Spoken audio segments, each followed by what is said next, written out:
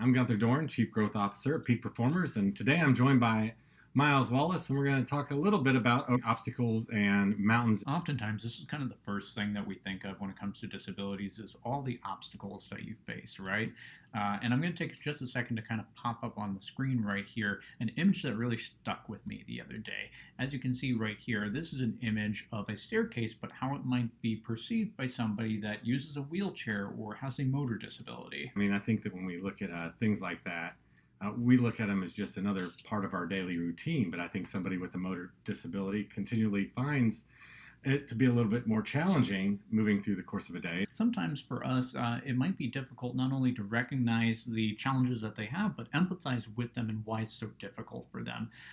So for me, a mountain is a really good metaphor, right? Because it kind of represents two things. The first thing is that it is an almost insurmountable obstacle. Like it's not like you go mountain climbing every day. Right. But then the other thing too is that it's very aspirational, right? We all kind of in the back of our mind really wish that we could go and climb that mountain. I think we use that mountain reference a lot, and it's a very comfortable connotation for us, right? As we look at in business, our budgets, our head count, it almost sometimes at the first of the year feels like we're climbing a mountain. So with disabilities, we're going to give kind of a couple of examples where mountains may appear in less than obvious places. I think for myself, right, being dyslexic, one of the things that I'm always challenged when I start a new job is sending emails. And who's going to proof my emails when I go out so it doesn't sound like I'm illiterate or I'm typing really fast, but really I'm reading what I'm writing in a different connotation than anyone else is, right? And so I have a tendency to leave words out. So that mountain is really the first email that I send to every new peer anytime I've had a new peer join the company. Yeah. And it sounds silly, but it's the reality of the thing. For me, it's as simple as hearing whispers. I have a severe high-frequency hearing loss, and so if you were to come to me and try to whisper something into my ear, especially at like a crowded baseball game or something, there's no way I'm going to be able to hear you. I'd like to be able to hear you, believe me, but it ain't going to happen.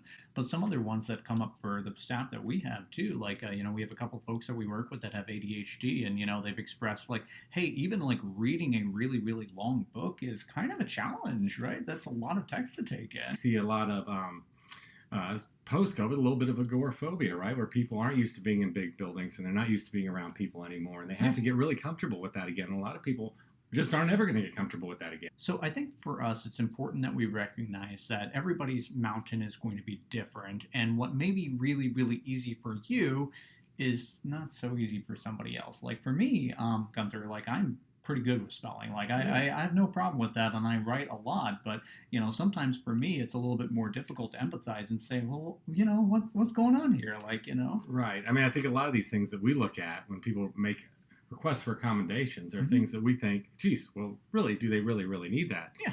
They wouldn't be asking for it if they didn't. It's think about how difficult it is for them to kind of muster up the courage to ask for something like this and try to take that in the back of your mind, especially if it's your first day on the job and you've got so many other things to worry about too. For many of us, I think it'd be great if we went through a day of thinking about that as we were running through our daily routine of, if I was doing it with this condition, what would the challenge be for me? And that'll really open up an empathetic eye to. As with so many things with disability accommodation, it all starts with listening. So what can you do to listen to people? Try to understand where they're coming from. Try to put yourself in their shoes. So here's the other thing that I would kind of ask each of you that's watching today is, what's your mountain? What's the thing that for you is a mountain and so difficult to overcome, but might be perceived differently from all the rest of us here? Feel free to share that in the comment section of this video. We'd love to hear what you guys are going through, and it'll only help us expand our training on this. Well, thanks so much, y'all. Again, this has been Myles and Gunther. We'll see you next time.